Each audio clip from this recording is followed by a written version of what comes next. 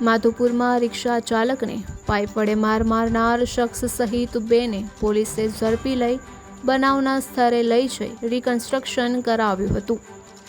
માધવપુરની ઊંચાણ શેરીમાં રહેતા હસમુખ ઉર્ફે પૂરો ભીખુ વાજા નામના 25 વર્ષના રિક્ષા ડ્રાઈવરે અઠવાડિયા પૂર્વે પોલીસ ફરિયાદ નોંધાવી જણાવ્યું હતું કે તે તારીખ 23 જુલાઈના બપોરે 1:30 વાગ્યે મોટા ઝાંપે રામાપીરના મંદિર પાસે પોતાની રિક્ષા રાખીને ઊભો હતો.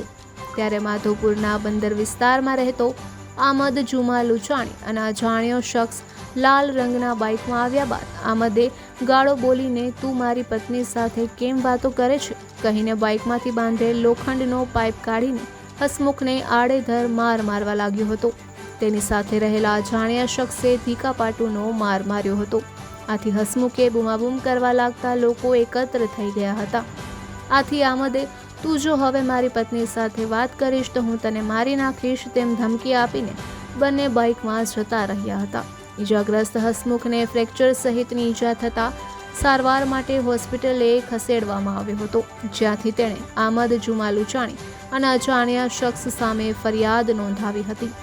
ત્યારબાદ પીએસઆઈ કવિતાબેન થાકરિયા અને સ્ટાફે આ મામલે તપાસ હાથ ધરી હતી અને આરોપીઓને શોધખોળ હાથ ધરી હતી, જેમાં બંને આરોપીઓને ઝડપી લેવામાં સફળતા મળી હતી.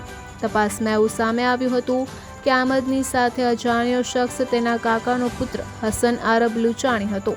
પોલીસે બનાવમાં વપરાયેલ બાઇક પણ કબજે કરી બનાવની જગ્યાએ બંને આરોપીઓને લઈ જઈ સમગ્ર ઘટનાનું રિકન્સ્ટ્રક્શન કર્યું હતું.